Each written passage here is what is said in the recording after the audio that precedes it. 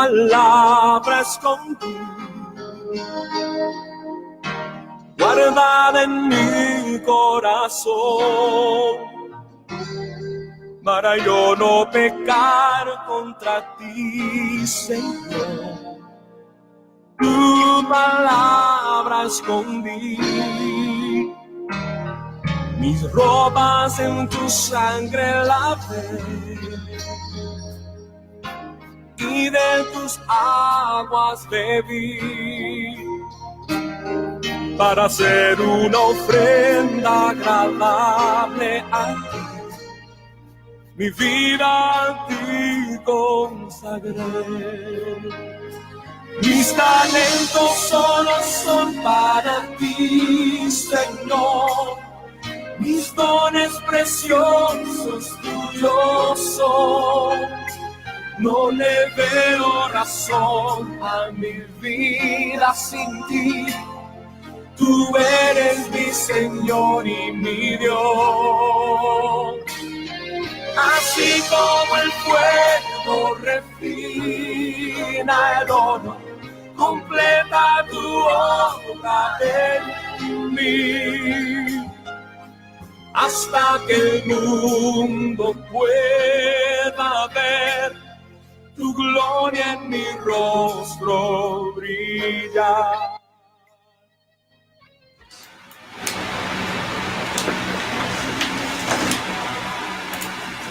Dios bendiga, querida y amable audiencia.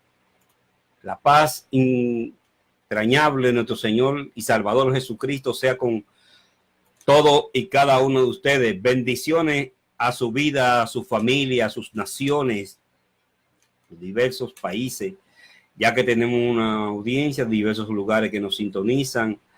Dios les bendiga grandemente a cada uno. Ese es nuestros deseos, mis amados hermanos, que sobre todas las cosas la salvación en Cristo Jesús se manifieste en cada uno de ustedes, en sus familias, en sus hogares, sus congregaciones y sus comunidades.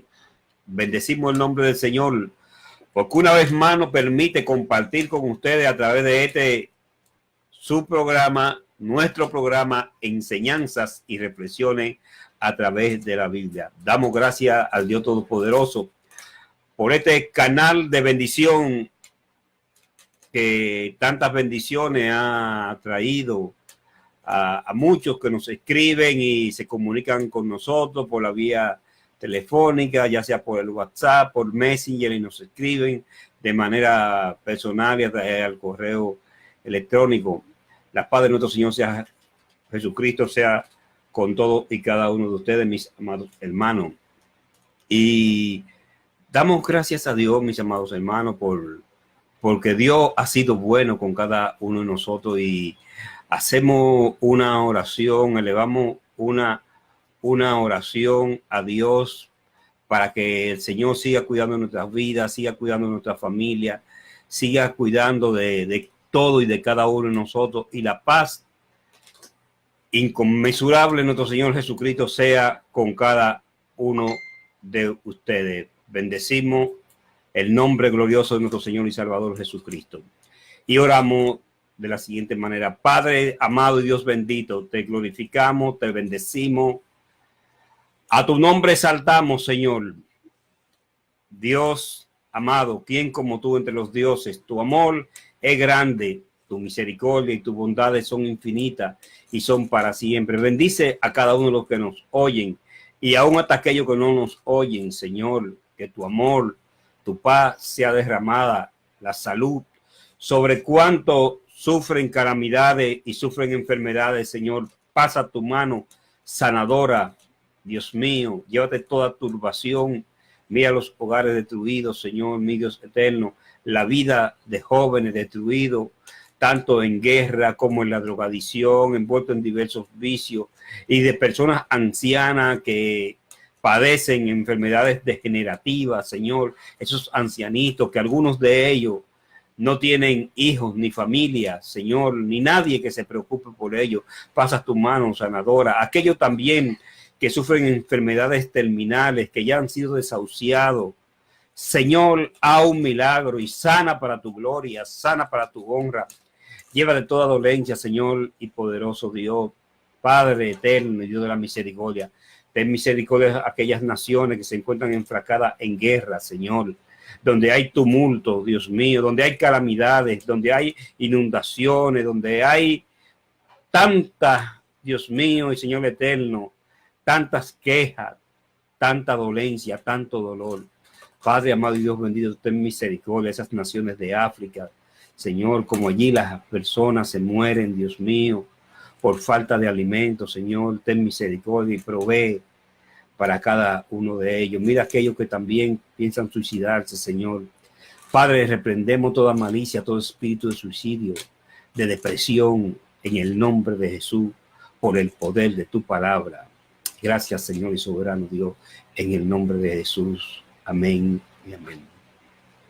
Pues bien, mis amados hermanos, en esta parte que hemos estado desarrollando sobre enseñanzas y reflexiones a través de la Biblia, y volvemos y recalcamos que la estamos llevando en un orden cronológico. Empezamos desde los principios de la creación y desde que se escriben los primeros libros que son llamados el Pentateuco, junto con el libro de Job, el cual, como decíamos en entregas anterior, que el libro de Job, algunos catalogan que es el libro más antiguo de todos los libros de la Biblia que fue escrito, aunque no el primero en orden cronológico, sino el primero en ser escrito.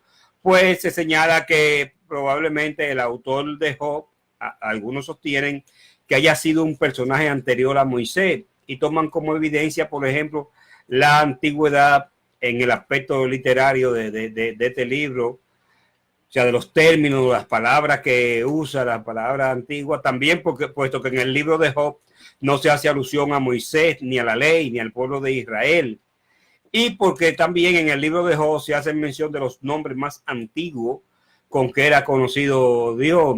Allí se habla de, por ejemplo, se habla del Olán, el Eterno, el Elión, el Altísimo, el Shaddai, el Omnipotente, que son los nombres más antiguos.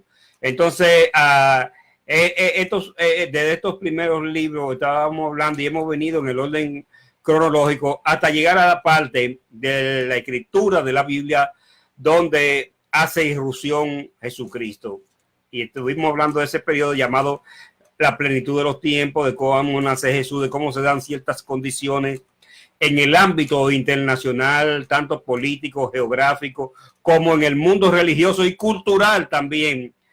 Estos fenómenos que se dan y que facilitan que la propagación y difusión del evangelio a través de gran parte del mundo conocido en ese entonces. Y no solamente, óigase bien, no solamente en el mundo conocido que nosotros vemos bíblicamente, porque recuerden que decíamos que el libro de los Hechos es una parte de los hechos de algunos de los apóstoles, o sea, de Santiago, muy poco se habla de Santiago en el libro de los Hechos, se habla muy poco de Mateo, solamente se hace alusión a ellos cuando estaban allí el día que Jesucristo ascendió al cielo, y el día de Pentecostés, que se hace alusión de Mateo, de Bartolomé, de Andrés, de Felipe, de Judas Tadeo, de Santiago el Mayor y de Santiago el Menor, puesto que habían dos Santiago, uno llamado Santiago el Mayor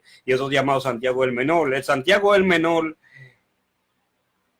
se diferencia de Santiago el Mayor porque había uno de los dos que tenía mayor edad, y Santiago el Mayor, que es también llamado Jacobo, era hermano de Jesús.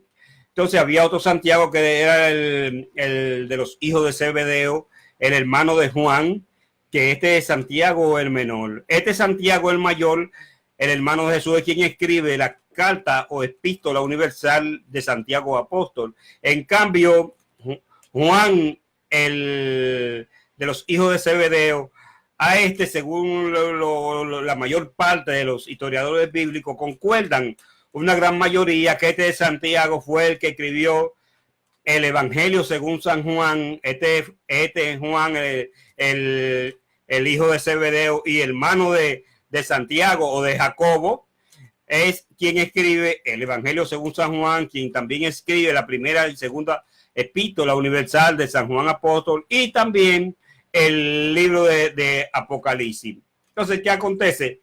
Estos apóstoles no son mencionados, sino, como decíamos, del capítulo 1 al capítulo 8 se mencionan mayormente a dos apóstoles que son quienes van a sobresalir. Del capítulo 1 al capítulo 8 se hace alusión mayormente a Pedro y a Juan. Pedro y Juan se habla bastante de ellos, el capítulo 1 al capítulo 8. A partir del capítulo 9, en el cual ocurre, en el del libro de los Hechos, ocurre la conversión del apóstol Pablo cuando iba rumbo a Damasco persiguiendo. Óigase bien, Pablo perseguía a los creyentes, pero ¿a cuáles creyentes era que Pablo perseguía? Porque muchas veces se predica de esto y esto crea cierta confusión. Oigan esto, mis amados hermanos, y es bueno precisarlo. Pablo no perseguía a todos los creyentes. Pablo solamente perseguía y tenía autorización del Sanedrín, o sea, de la máxima autoridad judía en materia religiosa. Pablo tenía solamente autorización para perseguir a los judíos que se convertían al cristianismo. Pablo a los gentiles, o sea, a personas de otras naciones que se convertían al cristianismo, Pablo no los perseguía. Pablo solamente tenía carta de orden de arresto para los judíos que se habían convertido al cristianismo, puesto que los seguidores del judaísmo, la mayor parte de los judíos, consideraban al cristianismo como una especie de apostasía o aberración del judaísmo. Entonces Pablo, como las leyes romanas le conferían poder y autoridad al Sanedrín, que era el organismo judío encargado de reglamentar las leyes y los rituales, las autoridades romanas que ocupaban Jerusalén y que gobernaban el mundo conocido aquel entonces, le habían otorgado autoridad al Sanedrín. Dicho sea de paso, al Sanedrín, puesto que habían varios Sanedrines. Había uno que era el Sanedrín mayor. El Sanedrín mayor, este es el Sanedrín mayor. Había otro que era el Sanedrín menor o el concilio. Y este Sanedrín menor juzgaba y hacía juicio de los asuntos pertinentes a la fe y se puede decir de índole civil entre los judíos. En cada congregación había una especie de Sanedrín. Pero este llamado el Sanedrín mayor, que es el que juzga a Jesús y lo condena, presidido por Anás y Caifás, este le daba carta a Pablo. Esta carta en tiempo moderno serían lo que hoy nosotros llamaríamos una carta de extradición. O sea, Pablo andaba persiguiendo en diversas partes del mundo conocido a los judíos que se convertían al cristianismo, y Pablo, esa carta que lo autorizaban, mediante la cual el Sanedrín le daba autoridad para llevarlo preso y llevarlo a Jerusalén, y si fuese posible aún hasta matarlo. Eso era lo que nosotros hoy en tiempos modernos llamaríamos cartas de extradición. Es parecido cuando dos gobiernos establecen un acuerdo mediante el cual, un acuerdo de cooperación legal, mediante el cual los gobiernos se dan ciertas facilidades para que personas que han violado o infringido las leyes de uno o de ambos, que estuviesen presos o que estuviesen prófugos o que estuviesen residiendo en un territorio de nuestros países, las autoridades de este país solicitaban a ese ciudadano para que se presentase, no para que se presentase más bien, sino más bien diríamos para que fuese llevado en calidad de preso, de reo, a la nación que lo solicitaba, para ser juzgado por haber violentado la nación, la ley de los dos o más países signatarios, es decir, firmantes de este acuerdo de cooperación jurídica. Entonces, Pablo andaba con esta carta de extradición, y solamente Pablo, oígase esto, Pablo solamente perseguía a los judíos que se convertían al cristianismo. que por error se ha estado predicando mucho eso, que Pablo andaba persiguiendo a todos los creyentes. No, Pablo solamente perseguía y llevaba preso a los judíos que se convertían al cristianismo. A los gentiles y además gente de otro pueblo, Pablo no los perseguía, porque estas personas tenían que libertad religiosa que le daba Roma, porque Roma daba que libertad religiosa. Pero el Sanedrín, por conveniencia política, había llegado a un acuerdo con las autoridades romanas de que los judíos que se convirtiesen a otra religión, y más especialmente al cristianismo, porque el cristianismo, vemos como el cristianismo empezó a propagarse, y como mayormente en el libro de los Hechos se señala como Pablo ya era considerado, como se dice ahí, una plaga, que Pablo era considerado como una plaga, y donde quiera se oía de la fama de Pablo, porque Pablo iba a la sinagoga los sábados y Pablo empezaba a mostrar por las escrituras que Jesús era el Cristo y que la esperanza, que el Mesías esperado era Jesús, y que por la ley nadie iba a ser salvo, y que ya la ley había agotado su proceso, y que ahora, aparte de la ley y de los profetas, se había manifestado la gracia de Dios, y que había venido los tiempos de la gloria mesiánica, y que ese Cristo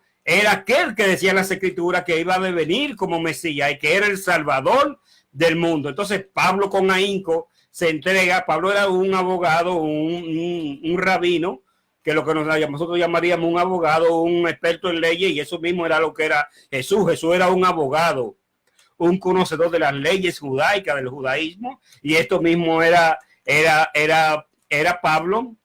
Y Pablo entonces cuando se convierte desde la secta, que era la secta más ortodoxa, que era la de los fariseos, que se puede decir que eran los judíos que viviendo del ámbito del judaísmo, de las diversas vertientes y escuelas de pensamiento y tendencias religiosas entre el judaísmo, los fariseos eran los más ortodoxos.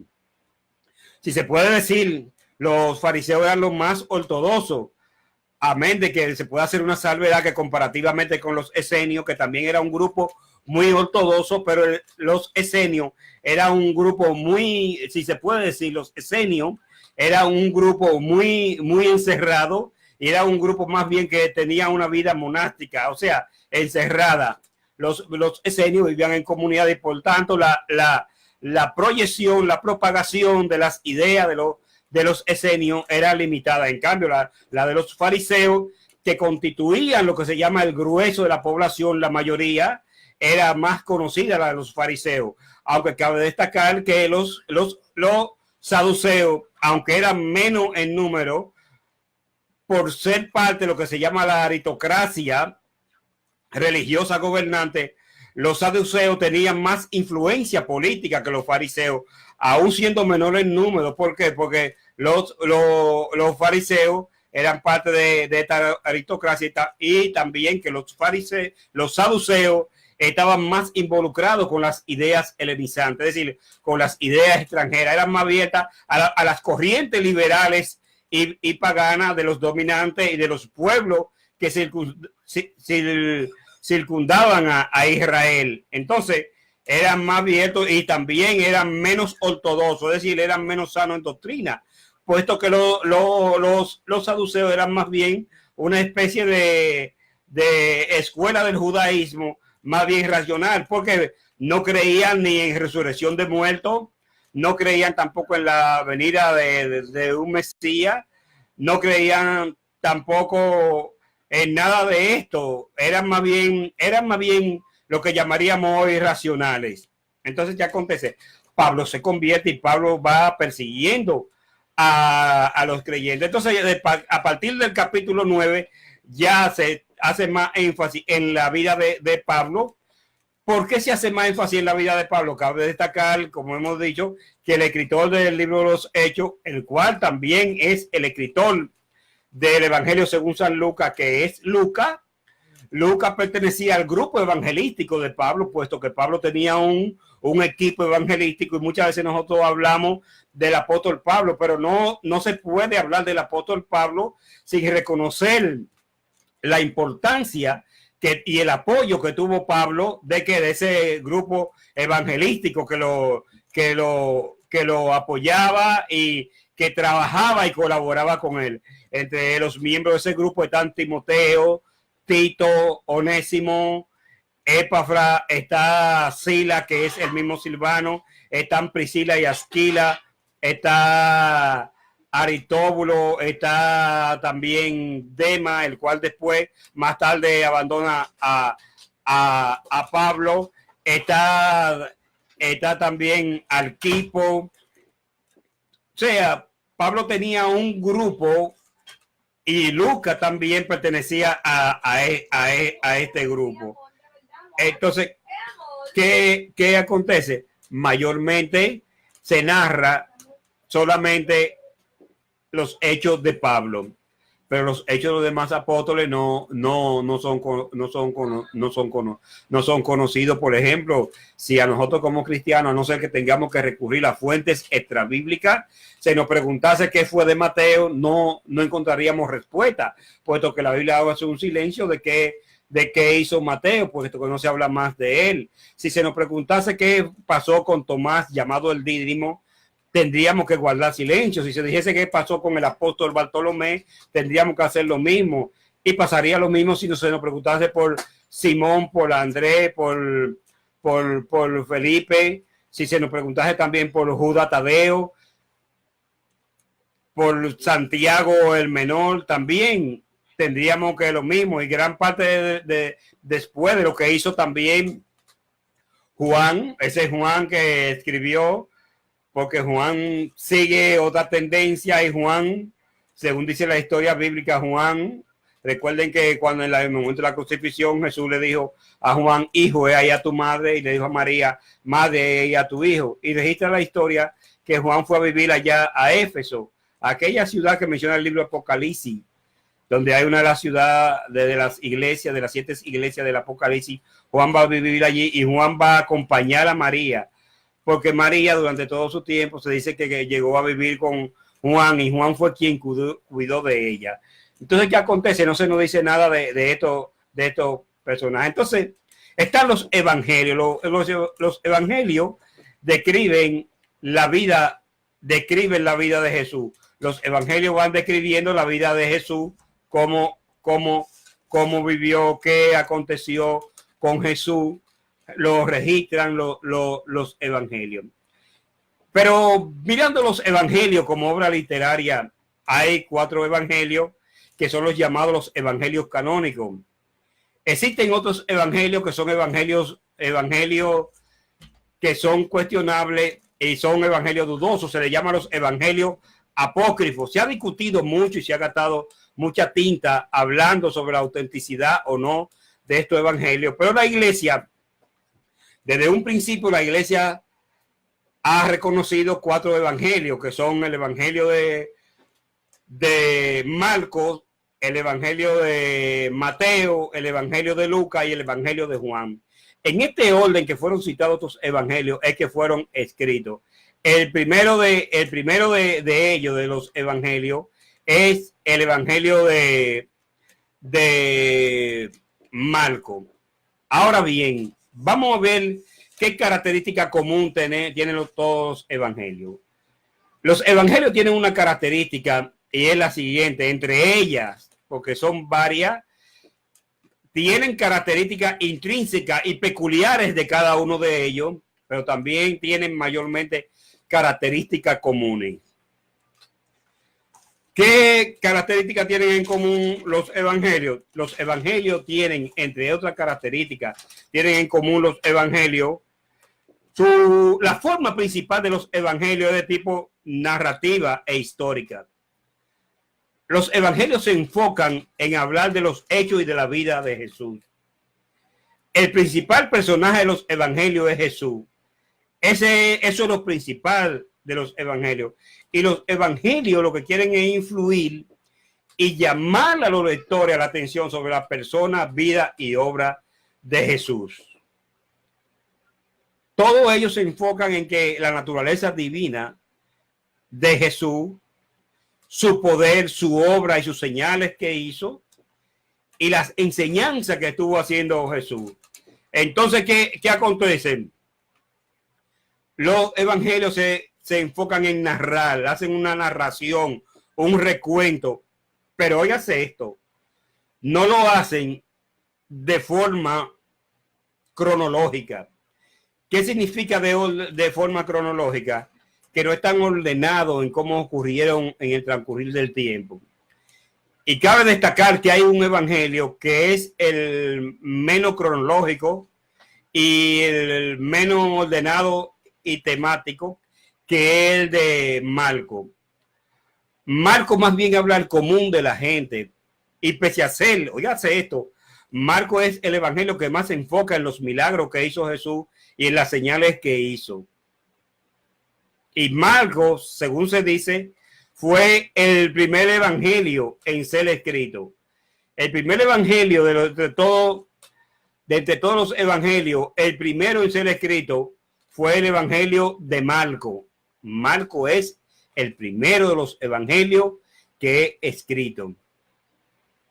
Entonces, Marco se caracteriza por eso, porque no tiene lo que se llama un orden cronológico. ¿Qué acontece? Que tienen una característica ellos en común, entre las tantas que tienen, es que se enfocan en la persona y obra de Jesucristo, en las acciones que hizo Jesús. Se enfocan mayormente en esto. Hay uno de los evangelios que tiene una característica y es Lucas. Cabe destacar lo siguiente del evangelio de Lucas. Oigan esto. El evangelio más extenso y más largo es el de Lucas. Lucas es el evangelio más largo. Lucas tiene también una característica, otra característica, que Lucas es el evangelio que presenta de una forma más cronológica la enseñanza y vida de Jesús. Hay que destacar lo siguiente, que el estilo historiográfico que existía en aquel entonces no es el mismo de hoy. Por eso es que vemos que en el orden cronológico se presentan de manera dispersa los acontecimientos, porque esos eran los estilos y esa era la forma como se escribía en el mundo antiguo. Y cabe destacar lo siguiente, que los evangelios, aunque no pretenden ser absolutamente una biografía de la vida de Jesús, también contienen biografía. Y este aspecto biográfico de la vida de Jesús se entremezcla también con sus enseñanzas, su mensaje y sus sermones. Se hace una mezcolanza de ambas cosas, de la vida de él y de sus enseñanzas. Y por eso estas no aparecen en lo que se llama un orden de índole cronológico. Entonces, ¿qué acontece?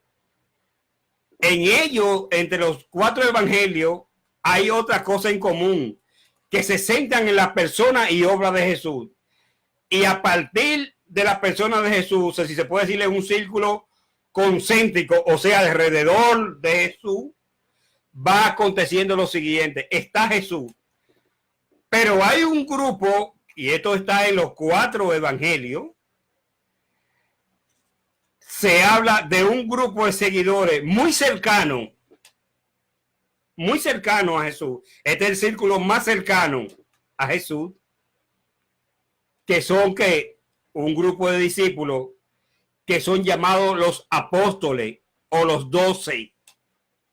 Esto está en los 4 evangelios. Cristo es el centro de todas las escrituras, pero también Cristo es el centro de los 4 evangelios.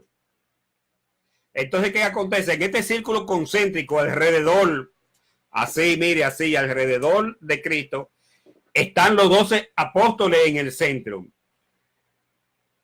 Santiago, Pedro, Juan, Felipe, Natanael, Andrés, los dos Santiago, habían dos Santiago y habían dos Judas. Estaba Judas Tadeo y Judas el Iscariote, el que más tarde entrega a Jesús. Y este Judas, el Judas Tadeo, ese también era hermano de Jesús, porque habían dos hermanos de Jesús que pertenecían al grupo de los apóstoles. Este Santiago el mayor, el que escribe la carta universal de Santiago, y el otro hermano de Jesús que pertenecía al grupo apostólico es Judas Tadeo o Lebeo. Ese también es hermano de Jesús, el que escribe la carta universal de San Judas Apóstol, la cual aparece antes del libro de Apocalipsis. Entonces, ¿qué acontece? Después de los 12 apóstoles, aparece otro grupo de discípulos de Jesús o seguidores que lo van siguiendo donde quiera y escribe y lo apoyan. ¿Cuáles son estos? O mejor dicho, ¿quiénes se encontraban en este de esto? En esto está Marta, está María, está Lázaro, está Nicodemo, está Zaqueo, está Juana, la superintendente de Chuza, está María, la madre de Juan Marco, está probablemente el mismo Marco, está Simón de Cirene, está también aquel hombre llamado Simeón, en fin, una multitud de personas que seguían a Cristo y eran discípulos. No eran tan notorios ni tan conspicuos como los 12 apóstoles, pero eran seguidores de Jesús. Luego a esto seguía otro grupo de personas que era un grupo religioso, que dentro de ellos habían unos que seguían a Jesús de manera discreta y otros no. Entre estos estaban, por ejemplo, Nicodemo, que era un fariseo. También estaba Simón de Cirene. Simón de Cirene, aquel que ayudó a Cristo a llevar la cruz, que dio su sepulcro. Nicodemo, que aunque era también fariseo, que luego se dice que se hizo un seguidor de Cristo, y muchos de los fariseos venían y creían en Jesús.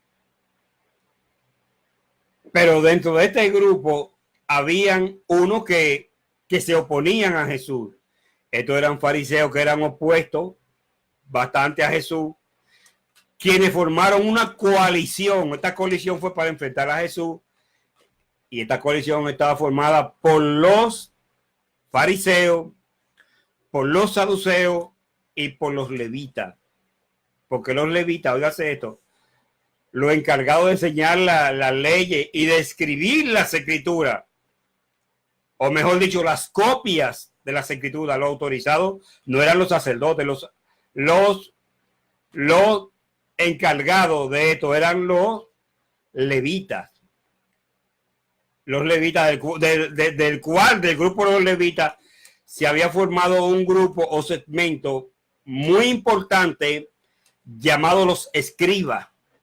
Y siempre que usted lo va a ver, que dice que los escribas y los fariseos, porque andaban juntos. Estos eran los intérpretes de la ley y quienes escribían la copia.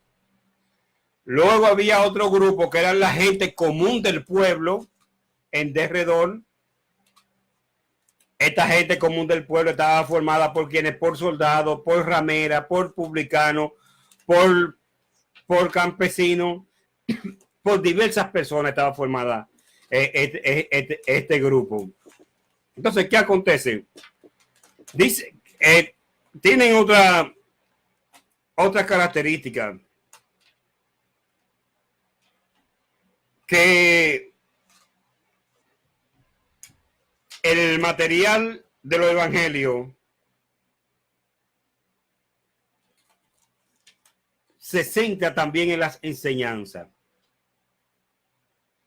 pero se enfocan en las enseñanzas de Jesús, y mucho. Hay 3 evangelios particularmente que lo contienen en lo que se llama parábola. Los evangelios hablan mayormente en parábola, y cabe destacar que hay un evangelio que contiene poca parábola. Y una de las más notorias de ella, una de las pocas que tiene, es el Evangelio según San Juan, porque allí Juan se enfoca en una parábola, la parábola del redil. En esta parábola, la parábola del redil, es donde se habla de Jesús como el buen pastor. Pero hay dos evangelios que se enfocan mayormente, que tienen esta característica, que son los que más se enfocan en parábolas. Estos dos evangelios son el Evangelio según San Lucas y el Evangelio según San Mateo. Y cabe destacar que el Evangelio de Mateo tiene un capítulo, el capítulo 13, que es mayormente dedicado a parábolas. En el capítulo 13 del Evangelio según San Mateo aparecen una gran cantidad de parábolas. Si se puede decir, si pudiéramos decir, aproximadamente la tercera parte de las parábolas que están en la Biblia, aproximadamente la tercera, están contenidas en el Evangelio según San Mateo. Ahí aparecen la mayor parte de las parábolas, aparecen allí en el capítulo 13 del Evangelio según San Mateo. Allí aparecen la mayor parte de la parábola. Y esto lo podemos comprobar yendo al mismo Evangelio de Mateo para ver qué nos dice allí Mateo. Mateo nos dice lo siguiente: en su capítulo 13 pueden ir los creyentes, puesto que hay muchos hermanos que van escuchando y bendecimos al Señor por esto, que van oyendo el programa, pero van ahí con sus apuntes. Me han reportado algunos que van tomando sus apuntes allí. Y allí en el Evangelio según San Mateo aparecen varias parábolas, como es, por ejemplo, la parábola del sembrador. Esa es una de las parábolas que aparece allí, la llamada parábola del sembrador, que es una parábola muy conocida. Esta parábola es muy conocida, la parábola del sembrador. Pudiéramos decir que junto con la del hijo pródigo, que es la más conocida, óigase esto, esta parábola, la del hijo pródigo, es la más conocida de todas las parábolas, es la más conocida, la del hijo pródigo. Entonces allí, en este capítulo, en el capítulo 13, que es el capítulo de la parábola, Jesús habla de la parábola del sembrador. También habla de otra parábola, la parábola de la cizaña, está allí. Habla también de la parábola del grano de mostaza y la levadura. Óigase esto, ya van 4 parábolas. Y allí en este capítulo también Jesús hace la explicación de esta parábola.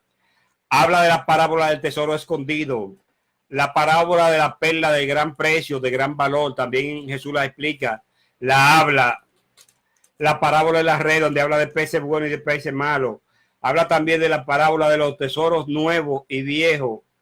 Entonces, allí Jesús habla de más parábolas que en ningún otro lugar. Mejor dicho, se recogen estas enseñanzas que hacía Jesús en parábola. Pero hay otro capítulo que también hace mucha mención de parábola, que podríamos llamar este capítulo el capítulo de las pérdidas, porque allí en este capítulo se habla de enseñanza de Jesús expresada en parábola, pero hablan de pérdidas, de cosas perdidas. Estas parábolas están en el Evangelio según San Lucas, en el Evangelio según San Lucas, en su capítulo 15. En San Lucas capítulo 15 se habla de cosas perdidas, y allí se enfoca en 3 cosas que se perdieron: una oveja perdida, una moneda perdida, y la más conocida de todas las parábolas aparece allí, que es la del hijo pródigo. Entonces, estas características tienen los evangelios. Sí, que hay otro evangelio, que es el evangelio de Lucas, que este es un evangelio que es muy descriptivo, Y el Evangelio de Lucas tiene una característica. Oigan esto, mis amados. El Evangelio de Lucas tiene una característica, que el más cronológico y organizado de todo es el de Lucas. Porque Lucas era historiador y Lucas le da peso y validez porque tiene una corroboración a través de la prueba histórica. Lucas aporta prueba histórica y él que da con más detalle y precisión los lugares geográficos en que nace Jesús y que se desarrollan ciertos acontecimientos en Lucas, porque Lucas, aparte de ser médico, era historiador.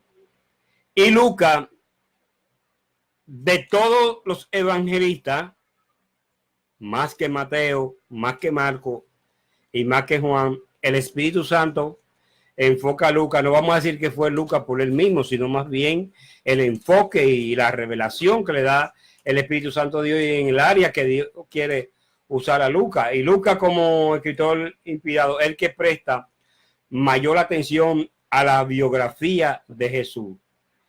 Porque, óigase esto, recalcamos, los evangelios no son en sí una biografía de Jesús. Aunque hablan de aspectos biográficos de la vida de Jesús, no son una biografía en sí de Jesús. Por eso es que hay factores que se omiten, como es, por ejemplo, esto lo omiten todos los evangelios, y es el caso de la vida de Jesús desde su primer año hasta la edad de los 12 años. Se hace una omisión. ¿Por qué? Porque no se quiere hacer una biografía detallada como se haría hoy en tiempos modernos, porque puesto que si se hiciese en los tiempos modernos, en los tiempos contemporáneos a nosotros, mis amados oyentes, una biografía que se haga omitiendo la vida de un niño hasta los 12 años, eso dejaría ciertos vacíos. Pero en los evangelios no acontece esto, porque ese era el estilo que se utilizaba en ese entonces y que el Espíritu Santo lo que enfoca mayormente en la vida y persona de Jesús, haciendo preeminencia a ciertos aspectos, por ejemplo, de los 12 años, porque se empieza a hablar de los 12 años, porque a partir de ahí hay un momento muy específico de la vida de Jesús, porque a partir de ese momento, en aquellos tiempos y en los tiempos modernos, a la edad de 12 años era que el niño judío adquiría la mayoría de edad. Y a esa edad se celebraba y se celebra una ceremonia llamada el Bar Mitzvah. Cuando se registra que María fue con Jesús y lo llevó al templo a la edad de los 12 años, el niño se tenía que ser presentado ante los sacerdotes y en el templo. Y allí los sacerdotes, los escribas, los maestros, empezaban a cuestionar a ese niño, a hacerle preguntas, porque a esa edad era que el niño judío adquiría la mayoría de edad. Cuando usted lee en su Biblia que Jesús a la edad de los 12 años es llevado al templo, es porque hay un evento muy especial allí, porque a esa edad se hacía ese evento llamado el Bar Mitzvah. Y para ser considerado como parte, un miembro de la sinagoga, ya a partir de esa edad, el niño, el varón, no la hembra, óigase esto, el varón, cuando cumplía los 12 años, ya tenía la facultad como tenía un hombre adulto. Ya ese niño podía ya sentarse con el grupo de los hombres y hablar sobre la ley y tener participación en los asuntos de la sinagoga. Pero se tenía que pasar por un examen, y cuando se hacía este examen llamado, en esta ceremonia llamada el Bar Mitzvah, lo llevaban a la sinagoga o al templo, y allí empezaban a cuestionar a este niño para ver qué sus padres le habían enseñado sobre la ley, sobre los profetas y sobre los salmos. Por esto es que cuando Jesús se pierde durante 3 días, María, que él estaba entre la familia, y cabe destacar lo siguiente, que cuando se habla de familia, óigase esto, cuando se habla de familia en este pasaje de la Biblia, no se está hablando de la familia nuclear como nosotros la entendemos hoy en día, porque hoy en día nosotros entendemos por familia una familia nuclear, es decir, aquella familia que está formada por el padre, la madre y 2, 3 o más hijos. Si es que acaso llegan tanto, porque hoy hay mucho control de natalidad. Con la crisis y la situación económica, la gente se limita de tener una gran cantidad de hijos. Entonces, ¿qué acontece? Cuando se decía la familia, era que toda la familia entera iban por lo regular a 3 fiestas, que eran las 3 grandes fiestas que se celebraban en Israel, y en la cual todo varón se tenía que presentar. Esta fiesta era la fiesta de Pentecostés, la fiesta de los tabernáculos y la fiesta de la Pascua. Y cuando se dice familia, era que iban los tíos, los primos, los abuelos, los bisabuelos, los cuñados, iban toda la familia por clanes, por familia, un grupo de familia. Entonces Jesús quizá estaba con tal o cual tía, porque perdérsele este 3 días y la madre no darse cuenta, tendría que ser una madre muy descuidada. Entonces imagínese usted, si Jesús se le pierde a María durante 3 días, tendría que ser una madre muy descuidada para que su hijo se le pierda durante 3 días y la madre no percatarse. Pero cuando dice que se le perdió entre la multitud, era que él estaba entre los familiares. Y la familia no era una familia tan disgregada como es la familia hoy en día. La familia eran familia unida de una forma tal que un primo y un hermano eran lo mismo. Eran los tíos querían a los sobrinos, como que querían a los hijos que ellos engendraban o que ellas parían, cosa que hoy escasean los tíos y tías así, pero en aquellos tiempos era así, era algo que era así. Entonces, ¿qué acontece cuando encuentran a Jesús? Le están preguntando sobre la ley en el templo. ¿Por qué? Porque fueron a esa ceremonia llamada el Bar Mitzvah. Entonces, a partir de ese entonces, ya el niño judío, en lugar de sentarse junto a las madres y los otros niños, porque en la sinagoga las mujeres se sentaban aparte y los niños menores de edad se sentaban junto con las mujeres, y los hombres adultos, los cuales hablaban en la sinagoga, podían hablar en la sinagoga. Las mujeres no podían hablar en la sinagoga. Las mujeres más bien debían de preguntarle en la casa a su marido, y a esa alusión es que Pablo dice, porque había, si se puede decir, había una marginación, una estigma de las mujeres. Las mujeres eran limitadas en sus funciones y en sus derechos. Entonces, ¿qué acontece? Lo encuentran preguntándole a los doctores de la ley, Cristo haciéndole preguntas profundas a ellos y ellos a Cristo. O sea, aquí hay un aspecto que María y José cumplieron con el papel y la enseñanza que decía que la palabra de estas leyes, o sea, de la ley de Dios, había que enseñársela a tu hijo y al hijo de tu hijo, y que esa palabra había que ponerla en los delantales, había que ponerla en los dinteles. Oiga bien, en los techos de la puerta había que poner esa palabra. Había que recitarla estando en el camino, estando en la alteza de almazar, estando en el campo. O sea, que esa palabra tenía que estar en todo momento en el judío. Había que tener una meditación, y eso es tan tal, oígase esto, que a la edad de 12 años se terminaba un proceso de enseñanza del niño judío en la ley o en los asuntos prácticos y morales de la vida cotidiana. Y esta primera etapa se llamaba, oiga esto se llamaba el Bet Sefer. En hebreo esto se llama el Bet Sefer, que era lo que nosotros llamaríamos hoy en día la escuela primaria. Se terminaba la escuela primaria a la edad de los 12, se terminaba la escuela primaria.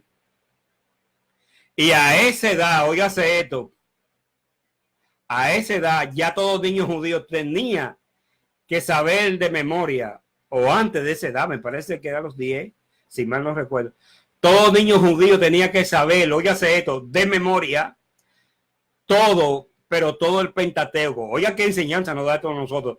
Tenía que saber todo el Pentateuco, tenía que saber recitar de pi a pa o de cabo a rabo, como decimos nosotros los dominicanos. Tenía que saber íntegramente recitar todo Génesis, todo Éxodo, todo Levítico, todo Deuteronomio, porque la enseñanza allí era tipo que mnemotécnica, o sea, memorística. Había que tenerlo ahí en la cabeza esto y tenerlo en el corazón, ejercitarse en que conocer esta palabra.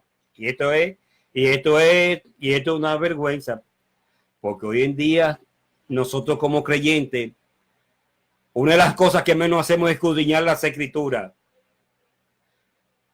Por eso es que hay tantas enseñanzas raras y tantas malas hierbas de doctrina se introducen en las iglesias. Tantos mandamientos, enseñanzas de hombre, tantos extremos, tanto liberalismo, ocurre por eso. Porque lo que salvaguarda la iglesia del peligro es la palabra de Dios y la ortodoxia en que conservar esa palabra, conservar la sana doctrina, la cual Judas Apóstol dice que contender fervientemente por la fe que una vez ha sido dada a los santos. Pero desgraciadamente se contienden más por los preceptos, por las normas de mi denominación, de mi concilio, lo que nosotros pensamos, esto, aquello. No, es por la palabra pura. La palabra pura es que preserva, la palabra pura es la cual la Biblia enseña que es como una especie de sal, cuando dice la sal de la tierra que preserva. Entonces esa palabra pura está llamada a tenerla a la iglesia, porque la iglesia ha sido llamada a hacer columna y baluarte de la verdad, a contender por la fe que ha sido una vez dada a los santos, que dice Pablo a Timoteo que si esto enseña a los hermanos será un buen ministro de Dios, aprobado con la enseñanza de la sana doctrina, lo que Pablo le enseñó a Timoteo y le dijo que exhorta con toda paciencia, autoridad y doctrina, pero doctrina bíblica. Y esto hoy desgraciadamente se agarra, hay tantas cosas que no son palabra de Dios, que lo que son es mala hierba venenosa, que tienen a gran parte de la iglesia, la tienen mareada e intoxicada. Y hay que, los fundamentos bíblicos, lo que dice las escrituras, eso hay que tenerlo. Y los judíos eran celosos de esto. ¿Sabe por qué? Porque muchas veces se le llama sociedades, a veces en algunas congregaciones, y algunos de los oyentes sabrán de qué estamos hablando, se usa decir un texto bíblico. Y a veces el texto bíblico se utiliza una semana para decir cuál va a ser el texto bíblico. Y el texto bíblico en ocasiones es fundamentado en una palabra. Y hay una semana entera para aprender su texto bíblico. Y desgraciadamente hay veces que llega la semana y el texto bíblico hay gente que no se lo sabe, que tiene que buscarlo en la Biblia. Esto es una vergüenza. Esto es un descuido. Y esto debe llamar a la atención a los pastores y a los maestros, la importancia que se le está dando a la palabra de Dios. Oigan esto, maestros y pastores que me escuchan, Dios nos va a llamar a la cuenta. ¿Sabe por qué? Por la importancia que le dimos a la palabra de Dios, y nos va a llamar a la cuenta qué es lo que hemos estado enseñando. Y si a su iglesia, a su congregación, a la grey que usted preside, usted no le enseña la palabra de Dios, va a ser una iglesia que floja. Y a veces usted se dirá, ¿por qué está tan floja? Está tan floja porque está siendo mal alimentada, está siendo mal instruida. Y lo que hace crecer y fortalecer la vida del creyente es la palabra de Dios. Pero nos gustan mucho los brincos y los saltos. ¿Sabe por qué? Por la emoción. Porque esa emoción lo que hace es que mantiene a la gente mareada y lo mantiene sin fundamento.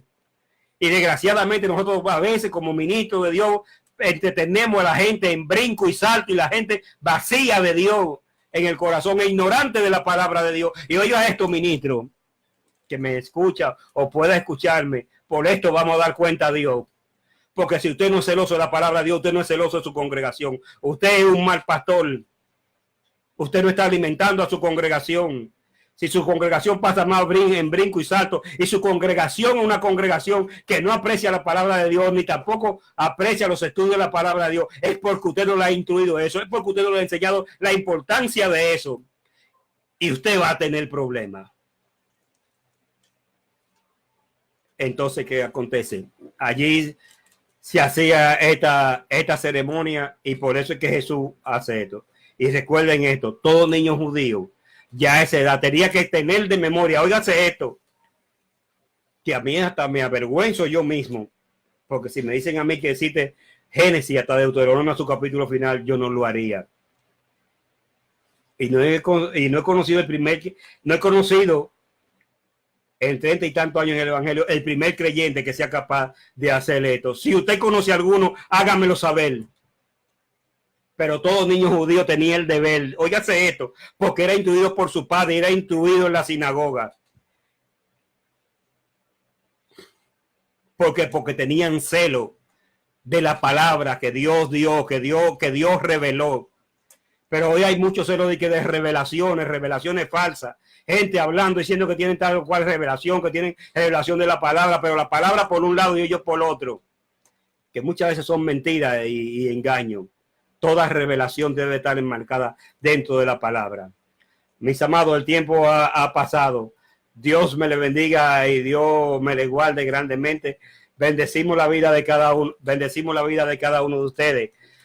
Dios bendiga de manera especial a cada uno de los que nos escuchan. Dios bendiga al hermano Kennedy Heredia. También a nuestro hermano Kennedy Hernández, el cual estuvo de natalicio ayer. Dios les bendiga, y a su esposa Keila. Dios bendiga también al hermano Elías Germán y a su esposa Miosotti. Dios bendiga al hermano Robert de León y Dios bendiga también de manera especial al hermano Argeni Peñanova, al hermano Julio Nova. Dios me le bendiga de manera especial al hermano Elpidio Zapata. Dios me le bendiga. Dios bendiga a mi hermano Hernán Corniel. Hernán, muy querido, te quiero y te aprecio mucho, mi hermano Hernán.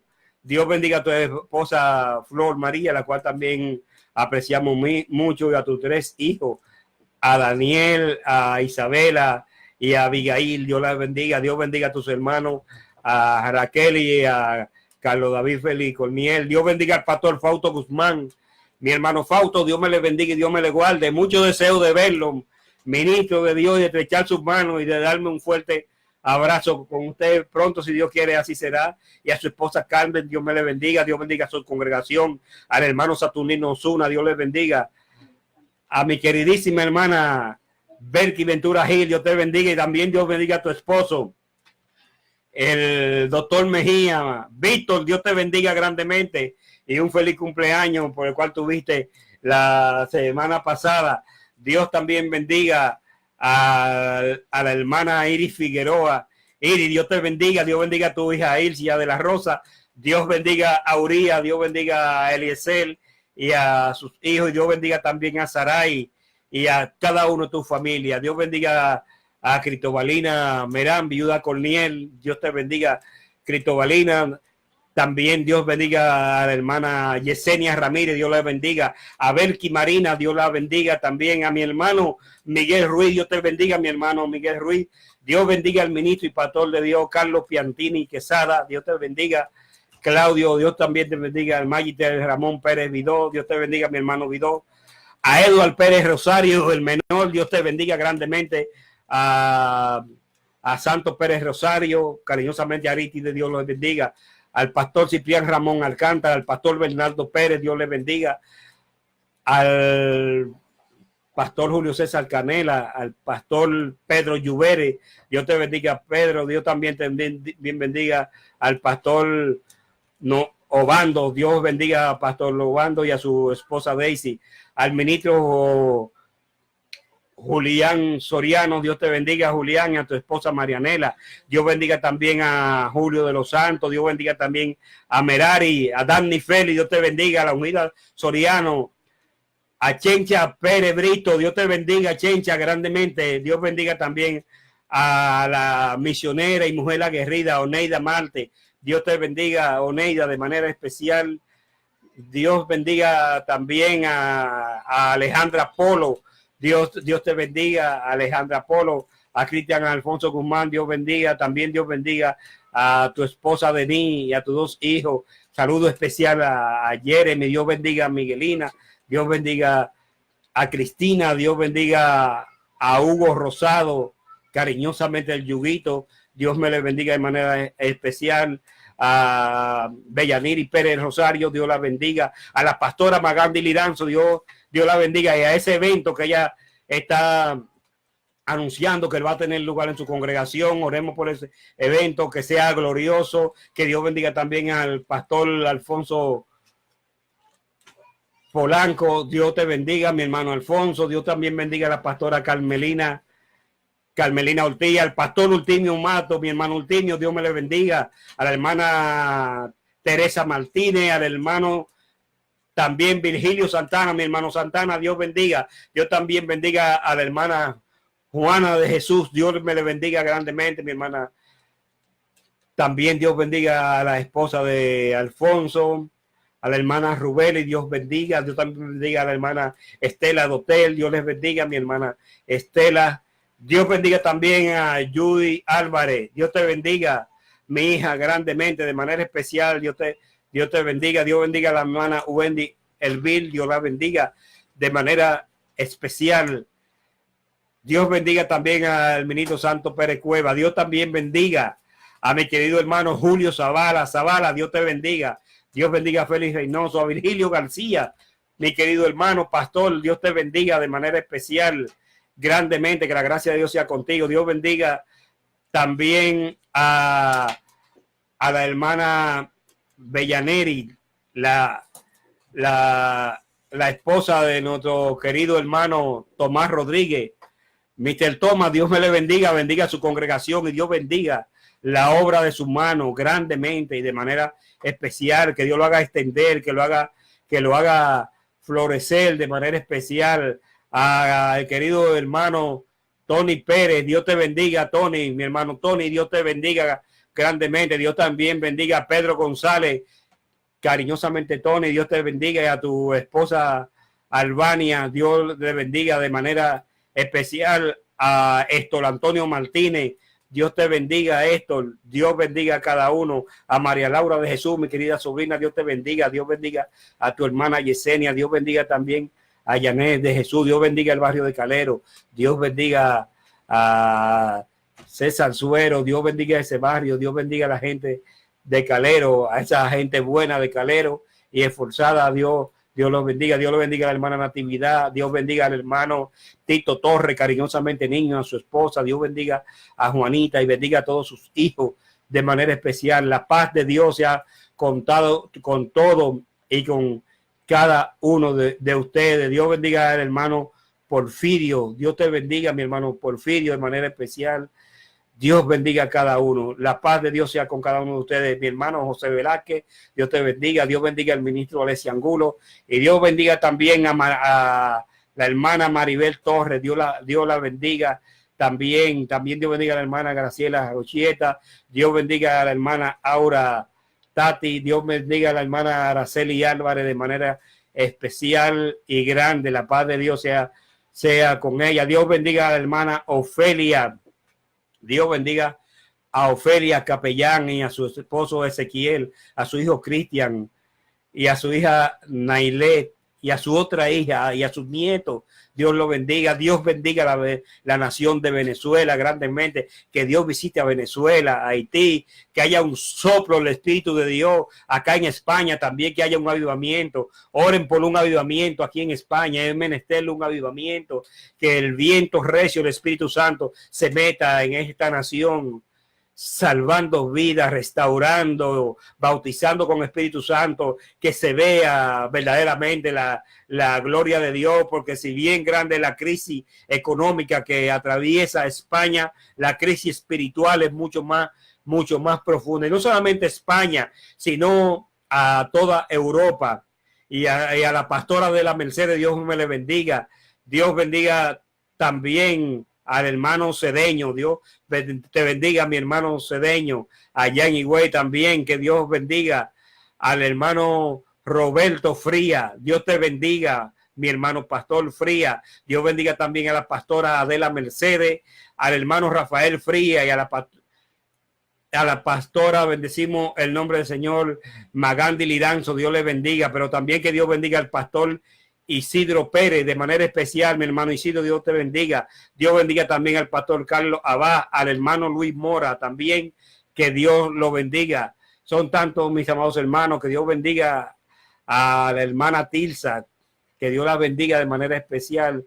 Dios bendiga a la hermana Tilsa. Dios también bendiga a cada uno, mis amados hermanos. La paz de Dios sea con cada uno de ustedes. Dios bendiga a mis hijos de manera especial. Dios bendiga a las consuegras Marcet, Delgado y Bello.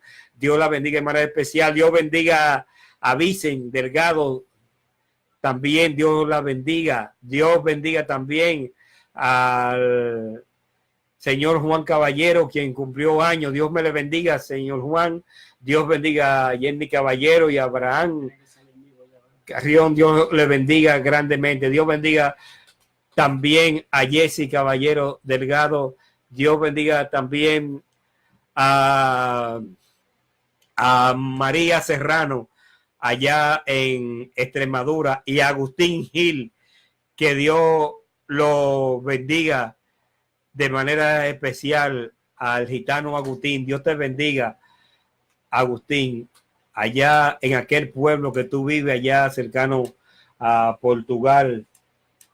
Dios les me le bendiga grandemente, mis amados hermanos, y será hasta la próxima. La paz de Dios sea con ustedes. Y queremos también hacer un señalamiento a Matilde Tati, que Dios la bendiga, y que Dios bendiga también de manera especial al hermano Nelvin Peña. Dios lo bendiga de manera especial, y que Dios bendiga también de una manera especial a Maribel Ramírez.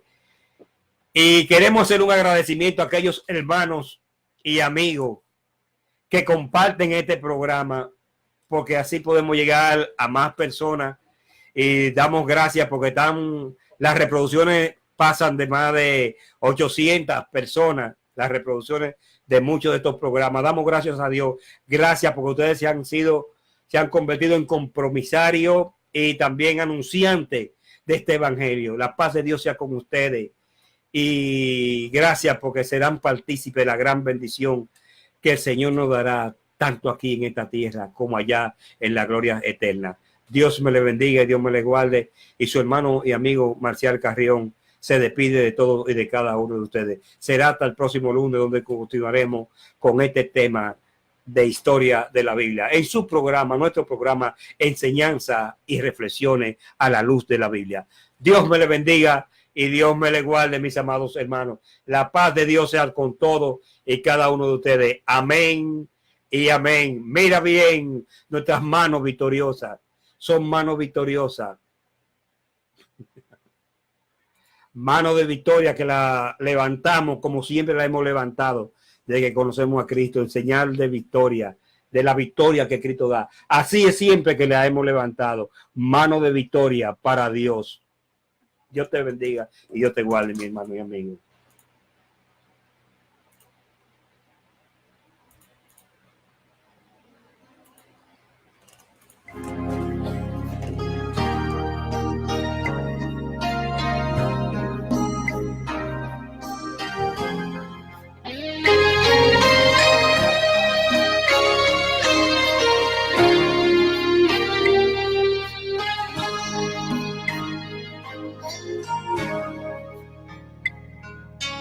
Tu palabra escondida,